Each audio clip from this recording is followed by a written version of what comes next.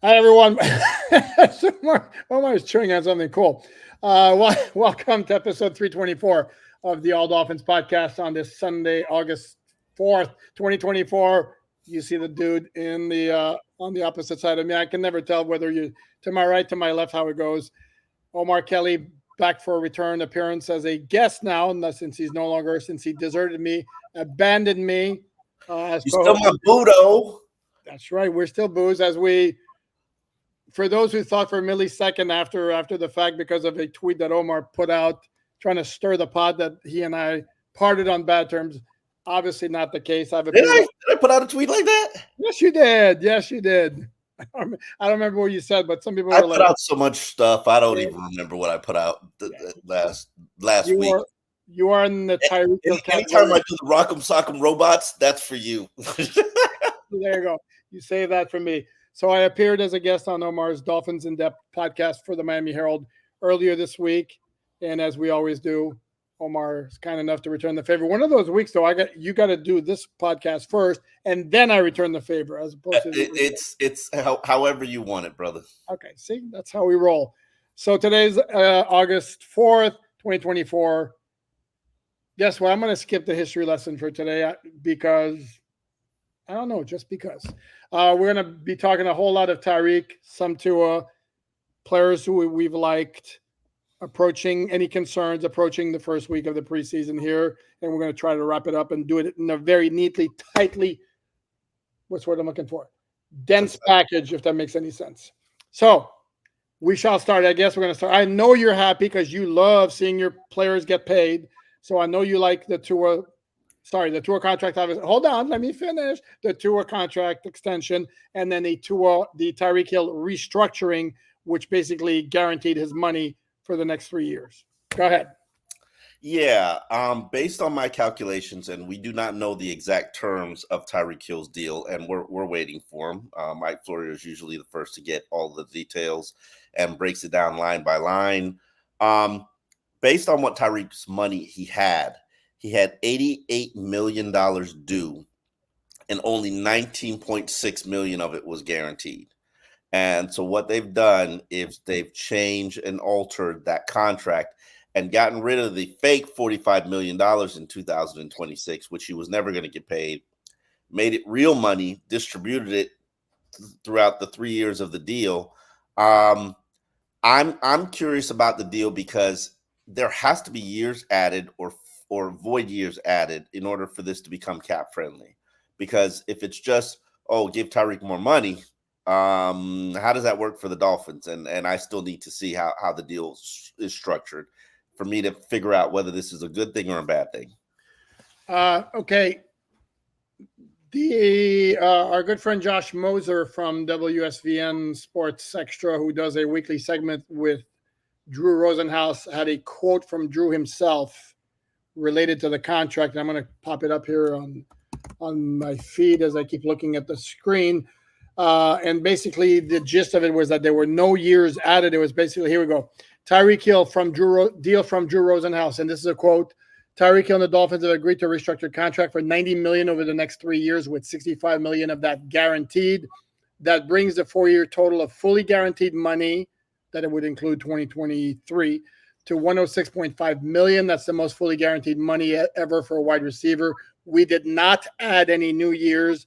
This is just adding guaranteed money. It's the most guaranteed money added to a contract without adding new years in NFL history. Yeah, I'm curious to see exactly what that does to Tyreek's cap number for next year. But having said that, also, him and Tua in combination are going to take up a nice chunk of that salary cap because Tua's at 39.5 or 6.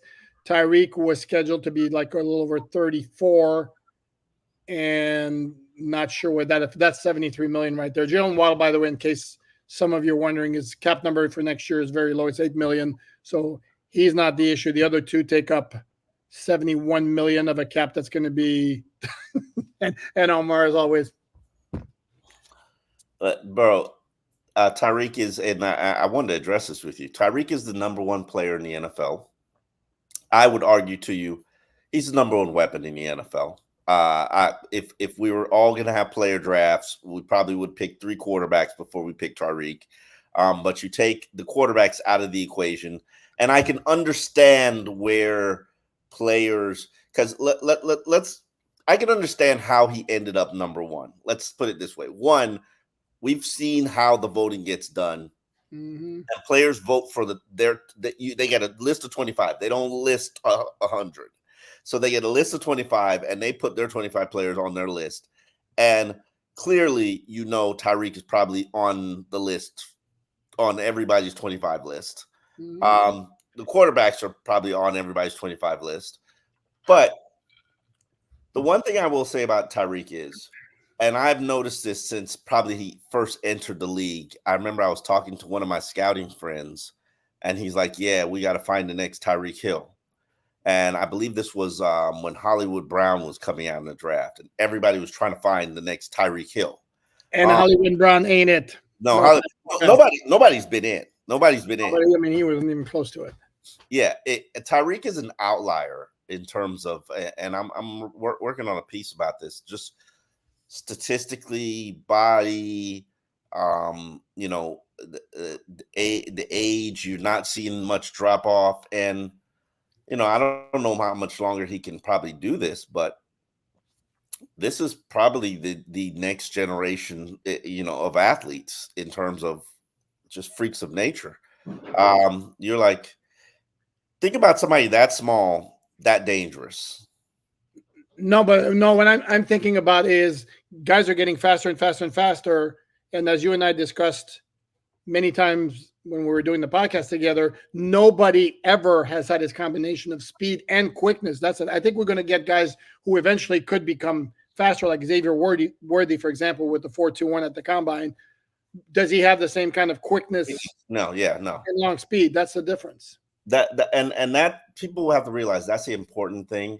When you add, there's speed and then there's quickness. Devin Hester had quickness. He didn't necessarily have speed. It's the stop and start, the 0 to 60. Then when you put speed and quickness together, it's unreal. And Tyreek is probably the first player I've ever seen of his kind like that. And props to him for where he is and what he's achieved. And yes, he's got life drama but he hasn't let it impact his football abilities. Right. And I'm very curious to see what happens. I think this could be the 2,000-yard season. He's clearly on the maintenance program, as he should be. And if that maintenance program allows him to play all 17 games, we could be looking at 2,000 going down. Oh, if he stays healthy, without question. And again, the Dolphins have made him the focal point of their offense from the time he got here, and this is the result. And it's very, very difficult to argue with the results. And you saw, I don't know if you saw, the Dolphins put out a little video clip, probably like 12 minutes of Tyreek highlights. Yeah, it wasn't little; it was a big video clip. Yeah, no, correct. And what struck me again, and no, this is not a shot at anybody else. It just look at how wide open the dude is on 3/4 to 80% of those plays. Well, I mean, he is wide open. It's his ability to get wide open, man. Yes, that's that's complete craziness. Yeah, it's free. I've never seen anybody like him. And I had another point I wanted to make that totally lost while I was doing this one. So I saw a lot of cheat motions too, and I'm like, yeah. The little cheat motions that he's actually in moving. I'm very curious to see how they take that to the next level. Well, if you look though, there were a couple of those, and the one that stuck out to me, if you want to relook at it, the second Washington touchdown. I'm sorry, but if they're like applying the letter of the law, that's a false start. Illegal motion because he's moving toward the defense before the ball is snapped. And it's subtle. It's not glaring. Very subtle. There. Correct. And he did it like 4 or 5 times last year. And this is where there's no new rule. There just might be an emphasis of like, no, it's not a new rule. You were never allowed to run towards line of scrimmage before the snap. That's the CFL. But if they skirt the rules and it leads to more offensive productivity, I think the NFL is going to look the other way because offense sells. It just is. Like when have you seen defender? When have you seen this league look out for defenders? Ever? No, that's fair. That's absolutely fair. But I think if enough teams bitch about it and they make it a point of emphasis, I mean, you can go like this. It's like the tush push. It's like the tush push. You don't like it, do it too. Like it's not fair. Get good at it then. Yeah, then not that applies to the Dolphins because there are only a few teams, and you have to have like a special kind of freakish quarterback physically to be able to do it. And what was it that Jalen Hurts squats 600 pounds or whatever the ridiculous number is. That kind of helps. No, but the first time referee throws a flag at Tyreek for illegal forward motion, don't come back. You come back and you say you were right, Poop. You were right. You called it. I think they will. I think they will try, but come on. Look, this league's about offense and offense productivity and touchdowns, and Tyreek's good for the league. And here's the other factor too. Even if Tyreek doesn't get to quote unquote cheat, move forward, just the fact that he's in motion and starting to be at full speed when the ball is snapped, it serves two purposes. Number one is it gives him a running start on the D. And then number two, it helps him avoid getting jammed at the line of scrimmage. Not that that's easy to do in the first place. That makes it even tougher. So that's why the Dolphins do it. That's why it's so effective. And but to me, I know you love it because you like seeing players getting their money. I loved it because I wrote a column before the Tua extension that if they're going to go ahead and extend Tua, which was expected all along, then it absolutely made zero sense to not combine it with extending Tyreek because those two, I'm very curious to see if there are no new years added to it, which I would think would be dumb. I'm curious to see what this does from a cap standpoint because I feel like you have everybody that you need except for maybe Javon Holland to create your foundation, your core of your team. Maybe you have to retouch Jalen Ramsey's contract. And that gives you a 3-year window. That gives you a 3-year window, in my opinion, to win it all, be competitive, be one of the 12 contenders in the league. I remember Teron Armstead was talking to Kay and Adams.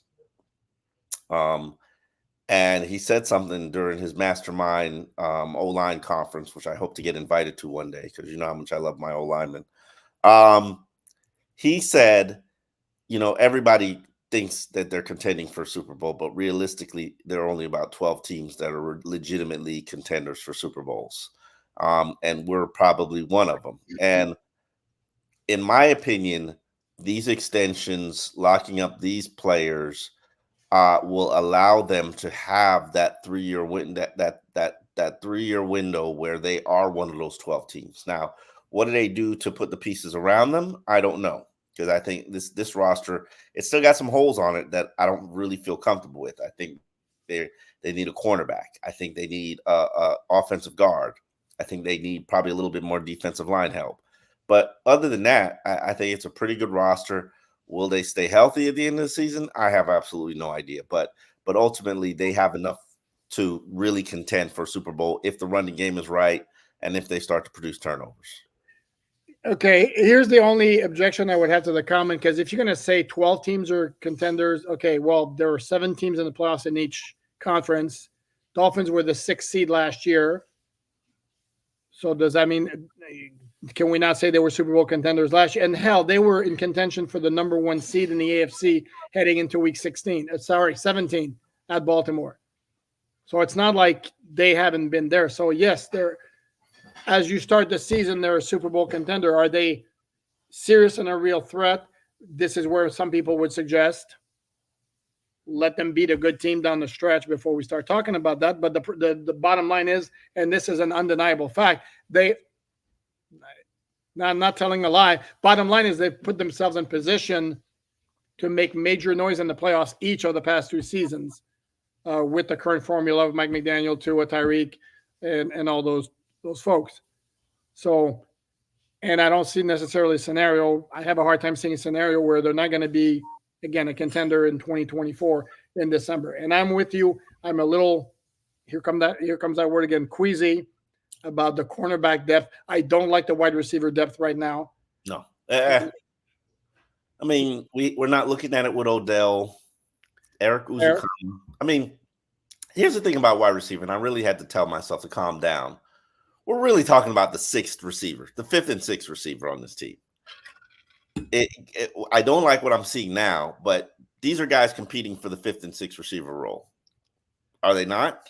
Except you were watching practice like I was yesterday. Tyreek did not participate. Jalen Waddle had very limited snaps, and the offense looked like, here comes your favorite term, booty cheeks. Regardless yes. of who it was a quarterback. Even Tua had a hard time finding receivers open without Tyreek and Waddle in there. And then Mike White, who has been in the week since I've been back from my trip, has looked not impressive in the least.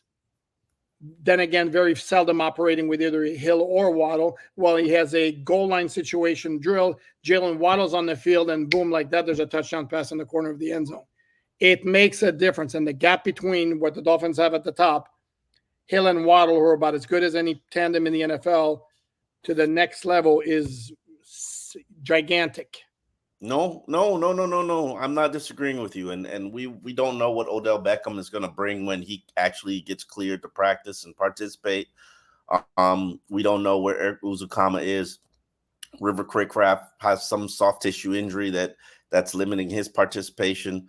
To the point where now Braxton Barris is your top receiver on the field when Tyreek doesn't work and Jalen Waddle is limited. So I don't know what's going to happen next week when they have this joint practice with Atlanta. And obviously they're not playing in the exhibition game. So am I comfortable with what I've seen in wide receiver? And I get your point. I think the quarterbacks have not looked good primarily because the wide receivers don't look good. But we're realistically talking about the fifth and sixth receiver here. And except that I would say that, again, yeah, they'll be fine if nothing happens to Hill and Waddle. That's fine. But if something happens to one of them, again, the drop-off is very, very dramatic. It's like Odell Beckham puts on a cape. Makes one of those ridiculous one-handed grabs where he just snags it. And I'm with you with the cornerback position also, even though there are some in the media who would have you believe that Ethan Bonner is headed for the Hall of Fame. He's still young and learning. Cam Smith's not been able to practice, so we haven't seen the jump. And are you sure there's going to be a jump? Correct. No, we don't know that there's going to be a jump. We're hoping there's going to be a jump. When they were practicing, I probably would have had Ethan Bonner ahead of him, which means Vic Fangio was right all along. Yeah. I'm just no, and real. It's funny. Who was it? Oh, no, I don't.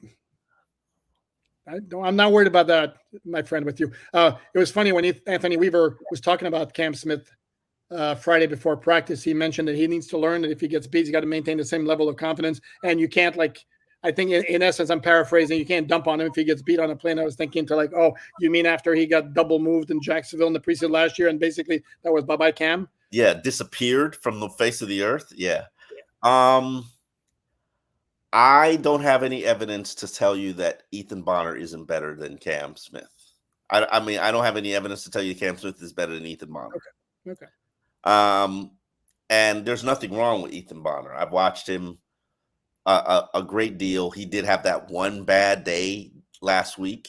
And everybody has a bad day. But I think that there's a level of confidence that he has, a level of confidence that his teammates have in him that makes me feel confident that he's going to be okay. You know what I will say? I haven't seen. What will you say? I haven't seen Nick Needham do anything. I don't know if Nick Needham is safe. And Saron Neal, no, not as a cornerback. No, thank you. Special teamer, gunner, maybe. Cornerback, nah, I'm good. So I am when I say I'm very concerned about cornerback, it's because Kendall Fuller practices every other day. So you're getting a lot of opportunity for other guys to get work in. And it's just not there depth-wise. So what do you make? Are you completely on board with this load management with Kendall Fuller, Jonnu Smith? Oh, absolutely. With normal, Tyreek Hill, I actually just started doing some digging on it. And this goes back to the Mike Shanahan era. Mike Shanahan was one of the very first coaches who believed in load management for mature veterans, 30-year-olds. If you had Danny Cannell played for Mike Shanahan in Denver, and he said if you were a 10-year veteran or in your 30s, you were on a different program than everybody else on the team. And so this is really an adaptation of that for Mike McDaniel. And do I think it's fair that Tyreek Hill shows up 50 minutes in practice, jumps into 7-on-7s and 11-on-11s against Ethan Bonner, who's been out practicing in the heat for an hour, and then runs a go route? No, I don't think it's fair. But then life is not fair. It's if Ethan Bonner wants I could show up 50 minutes in the practice, okay, start being dominant. But I will say this. What's the number one riddle that Mike McDaniel has to solve this year? Be good teams in December. December, January. Yeah. And if you can find a commonality, it's they didn't have legs. They're battling injuries. They weren't 100% healthy. Some people will look at those as excuses. I do not. I looked at them putting Raheem Mostert and Jalen Waddle on that field against Kansas City, and I thought to myself, man, ain't enough drugs. Like, what do you expect these guys to do? And if this helps you get to a better performance when it matters, I'm all on board. Now, if they're get off to a slow start, then it is what it is. We And that's the big question, though, right? Is will it make a difference what you do in August in terms of December injuries and all that? Because a lot of it is luck, if you're going to be honest about it. And if you look at all the injuries, like your skill position guys, Tyreek, Jalen Waddle, and Raheem Mostert all got hurt with defenders landing on them when they're tackling him. And then they could have sat out the entire month of August, and that still would have happened. They still would have gotten hurt. So the flip side to that is they did that last year, and the Dolphins came out smoking out of the gates. They did a lot of load management last year in training camp. Did they? Of course they did. I don't remember it. My memory failing me that badly this quickly? I don't remember a significant amount of load management. I know players got hurt, like Waddle got hurt. Remember he had that ribcage thing? Correct. In the joint practice against the Falcons, I hope he doesn't get nasty flashbacks when they come to town this week. But I seem to recall Raheem having a on-off routine. I mean, again, I remember Jeff Wilson got hurt, got nicked. He did. But anyway, it's the whole Jordan Poyer, Calais Campbell, Kendall Fuller, Jonnu Smith, and I think Jonnu Smith is more of an injury than it is age. They're working every other day. What training camp is has John Embry said. Yeah, John Embry said, the training camp, he's like, this is more like preschool, where they're basically just babysitting these guys. And if it delivers better performances late in the year, okay. No, I agree. And I don't know. I'm sure somebody's done the math and the science behind it and has come up with analytics, because so much of football in 2024 is analytics. People have taken over. They've just taken over. The geeks and the scientists and the mathematicians and the computer programmers. They own sports right now.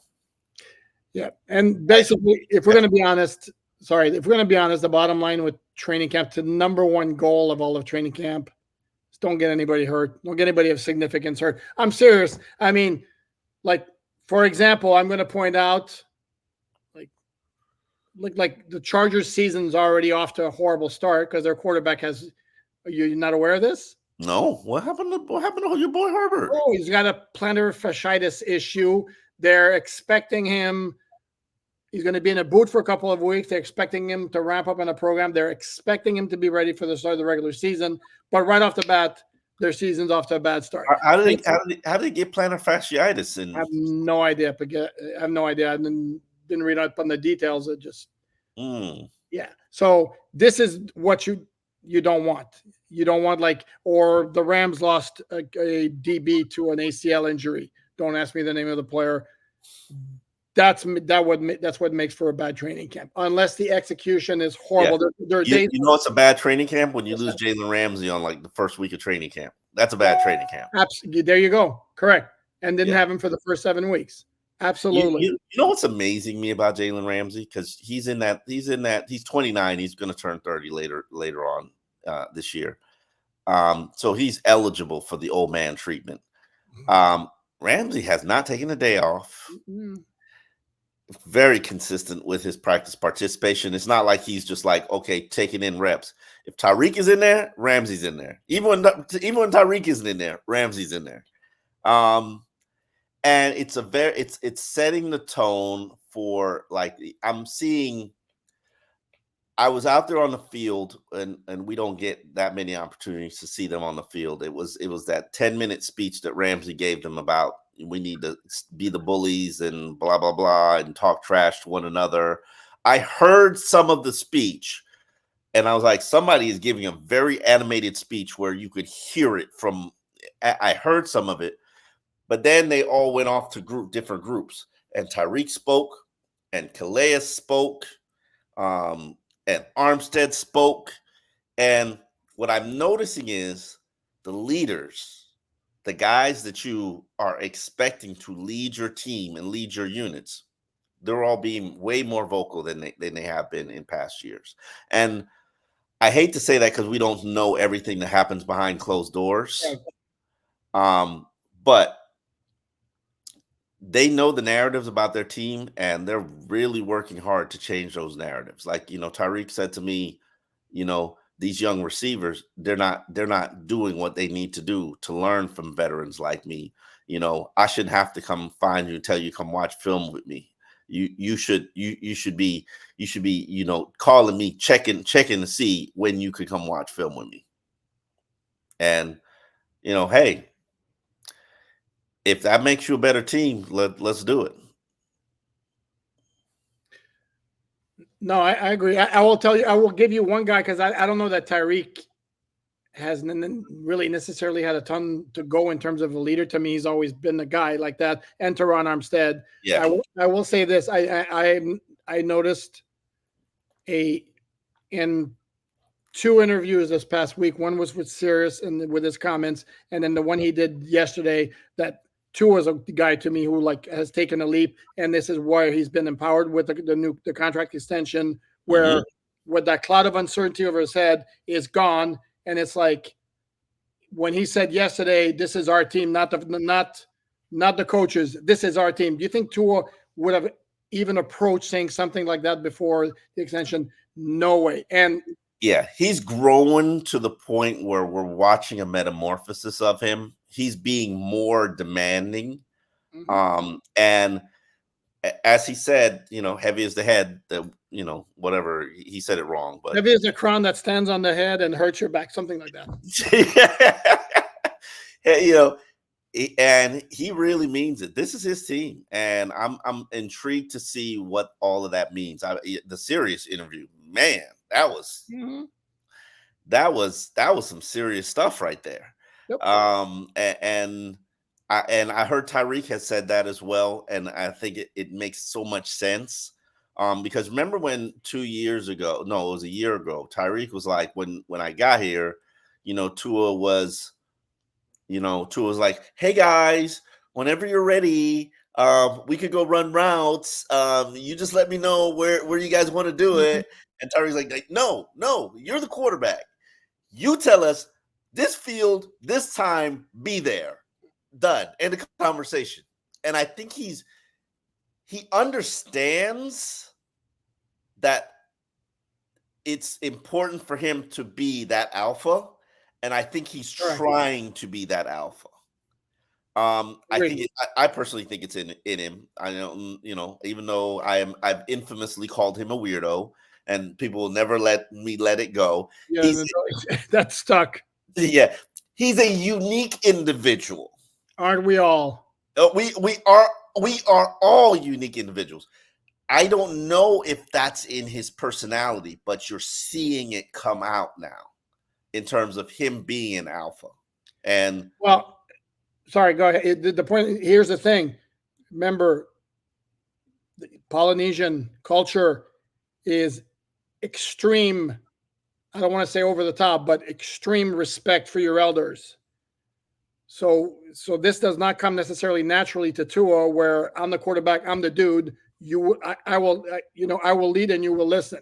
So this is something that he had to like develop into, and this is where getting the extension, where the Dolphins have basically said, "You're our dude." So Tua's like, "Okay, I'm the dude. I'm going to act like the dude," and it's all good. Whether what that's going to mean down the stretch, it's in the package of intangibles that doesn't give you a 15-yard completion at any point during the regular season, but it's part of the overall package, and obviously it's a good thing. But you know what I like? I like some things that I've seen in practice where they're talking trash. I was watching a clip of Pittsburgh Steelers practice, and they look like they're doing one-on-one drills, collisions, Oklahoma drill, and I'm thinking to myself, okay, this is old school football. This is what Tomlin believes in. That's probably why they're a physical, tough team. We will never see that here. Mind you, it just won't happen here. But I'm watching them talk trash. I'm watching them have more competitive periods. The play that stands out to me, the moment of training camp, was Devon Achane dropping a pass, an easy pass, and Javon Holland goes up to him, and he's like, grabs his hand, and he's checking his hand. He's checking both hands, and he's like, "They okay? They good?" And just that kind of little, and then Achane goes on the jugs after practice. Just those type of moments is, I do believe, it's what formulates team chemistry, team bond, and will it result in a better performance late in the season? I have no idea, but I'm a little bit more optimistic about it. Was that this week or last week? That was this week. Achane had dropped a couple of passes. No, he dropped the pass yesterday, and he had another one where he completely fought it. He caught it, but he bobbled it before he caught it. And I was I never knew his hands were as bad as they are. No, I was disappointed in that. Yeah, I didn't expect that. And I know Raheem wants to catch more passes in the backfield. All these people who have this vision of Achane being a pass catcher, I'm like, it looked extremely forced yesterday. Extremely forced.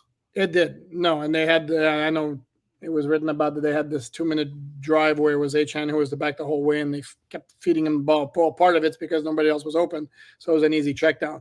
Let me go back very quickly to, because you mentioned this, and I want to repeat the point that I made. I'm not going to spend a whole lot of time on it, but I had no issue with Tyreek being number one. The circumstances were clear as to why Tyreek was number one and Patrick Mahomes was not number one, but I don't think it's outrageous that Tyreek was number one.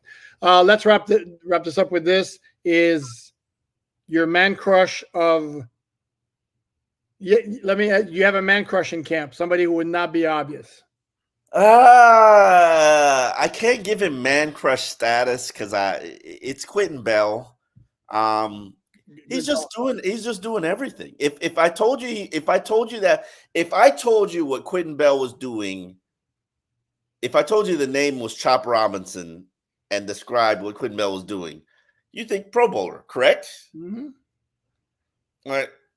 Just because he's a former wide receiver who's been on multiple practice squads and hasn't really blossomed in the NFL, there's no shame in that. The one thing I will, when I first noticed him be basically a prominent role, and I say prominent role because we can't specify what the roles are. When I first noticed him, I said, okay, let me go look him in individual drills and look at him and how he moves. And he moves just a tad bit under Chop Robinson. He moves better than everybody else, except for Chop Robinson. And we all know Chop Robinson moves very, very well.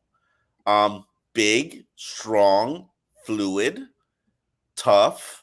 Now, he's not going against Teron Armstead, and I think that things could change when Teron Armstead finally gets out of the bubble wrap. But you know my respect level for Kendall Lamb. Now that's a man crush player. That one, yes. Yeah. And he had Kendall Lamb. He gave Kendall Lamb just one bad day. I forget what day it was, where Kendall Lamb had to take it to the 50-yard line and sit down and start talking to himself. And it's just like, and I know Kendall, he's like, yeah, you got to do better. Kendall was beating himself up, but damn, Quinn Williams is good. I'm very impressed. Hopefully it doesn't become a Legadunane, but Quinn Williams is good. Quinn Bell, not Quinn Williams. Who's Quinn Williams? The defensive tackle for the Jets. Whose performance you keep poo-pooing all the time. Because he doesn't have Christian Wilkins' money. See, there you go. I would go as far as to say, if you were to ask me right now, let's say Jalen Phillips and Bradley Chubb are not ready for week 1. And I'm starting to think Jalen Phillips will be ready for week 1. But assuming neither of those are available, if you were to ask me who are your 2 starting outside edge guys, I would not be floored if it wound up being Emmanuel Ogbah and Quentin Bell. Oh, it's definitely going to be Emmanuel Ogbah and Quentin Bell. And Chop Robinson's going to be a situational pass rusher, comes on the field on third downs. Like, that's a gimme to me. I thought I was going out on a limb and saying something bold here. No, I think that's, what I will say, Chop Robinson is getting better at edge setting. It's getting better. It went from bad to marginal. Hopefully it gets respectable. And I heard Anthony Weaver talk about it. And, considering his career, he was an edge setter in his career. He wasn't a sack guy. He was an edge setter. And he basically said, it's something they have to continue to play with confidence, and they have to make sure that it's a priority. You set the edge so that you can rush the passer. Without setting the edge, you're not going to be able to rush the passer. So I think Chop is getting it. I've watched him get better at it throughout the weeks. When we first started camp, Tanner Connor, did I say it right? Name yes, right? You did. Well done. I've been working on it. Tanner Connor put him on a Metro Rail. And I was just like, holy crap, this cannot happen. Like, sorry, and I respect Tanner Connor for what he is and what he's done, but a former wide receiver should not be able to put a defensive end on a Metro Rail ride. But that's what happens. And then I'm not going to knock Chop Robinson for not being able to Patrick Paul, not being able to, to disengage Patrick Paul. Patrick Paul is a massive human being. Yes. But we got to start to see progress from the edge setting standpoint. See, and for me, I don't recall. And again, I missed the first 4 practices. Bad Allen. But from what I saw in the last 5, I don't recall many plays where he lost the edge and guys got around him. And there was one play, I think it was yesterday, where he completely got outside and forced a running back and maybe an H-end to cut inside into traffic. And that's your responsibility, dude. And you did that perfectly. What I've noticed from Chop Robinson is him busting through the line. I mean, like that, many, many times. And I think setting the edge, if it's drilled enough into his head, it's like, your responsibility is to not let the guy get outside of you. I think he seems like a very coachable guy. So I don't think he's necessarily going to be a massive liability if you put him in there, understanding that there's going to be some rookie mistakes here or there, because that's what he is. He's a rook. Mm-hmm. You agree? No, I absolutely agree. We can't end this on a note where we're both like, we agree. I like the progress that I'm seeing from Patrick Paul. I like the progress that I'm seeing from Chop Robinson. I like where Ethan Bonner rebounded from a bad day to a good day. I'm a little bit concerned about some of the inside linebackers. They got too many injuries in that unit. Defensive line, it's okay. It's Tier Tart showed up for practice yesterday. Campbell had a good practice yesterday. Calais had a good practice yesterday. Yeah. Sealer has been noticeable to me. Every practice he's solid, but I know Jonathan Harrison made a few plays. I've noticed him. I have not noticed Neville Gallimore very much. I haven't noticed Benito Jones very much. I haven't noticed Tard very much. We'll see. We'll see when the action's live. No, I agree. Okay, we'll wrap it up on that note. It's not. I was hoping we'd wrap it up on a nasty fight, but looks like you're playing a little bit under the weather. How's your boy Chris Brooks doing? We love Perk. You know. No, I said Chris Brooks. Oh, Chris Brooks. I thought you said Perk. Well, first of all, he's missed sometimes, and in the practices I've seen it, and this goes back to the spring. Seems like every time he gets a carry, he's got a defender in his face the second he gets the ball. There was one play he made this week that was really impressive. He made like a side cut at the line of scrimmage in the hole that was really good. But I would say in terms of him making the roster, I don't know. Yeah, Jeff Wilson's running hard, man. Jeff Wilson's running very hard. Jeff Wilson is having a camp. I would put him in my top 10 performers of camp so far. I'm very impressed with what he's done. Other than that, you know, Raheem is barely practicing, which is fine. And Achan, I named him my top performer in OTAs, and I'm not seeing that player. Now, obviously, pads are on. Things are a little bit different. And Achan never really impressed me in training camp last year. So maybe this is a situation where he's just not that training camp kind of performer. By the way, I'm glad you brought that up because he made a very interesting comment yesterday. I don't know if you were there for it, where he was asked about Jalen Wright, and he sang his praises because that's what teammates do when they ask about other players. But what he said was interesting, that Jalen Wright was so much farther along in terms of knowing his assignments and the playbook at the same time as Achan was last year. Achan said he was kind of lost last year at this time, which is very interesting. Having said that, I'm still waiting to be impressed by Jalen Wright because I flat out haven't seen it yet. I don't know. Every time he gets the ball, somebody's in his face. And yeah. No, and I haven't seen like the great speed, but then again, it's the same thing with Achan last year where there weren't any opportunities during training camp where he got to show off that speed, and maybe he gets that kind of opening once the regular season starts. Who knows? We shall see. He's going to make the roster regardless, so that's kind of not an issue there. So on that note, please like, subscribe, share. Thank you very much, Omar. Hope you feel better soon, Omar. A little bit under the weather. Hope you feel better soon. And we will catch everybody tomorrow when the Dolphins resume practicing before they have 2 joint practices with the Atlanta Falcons on Tuesday and Wednesday. Thanks, everyone, for watching.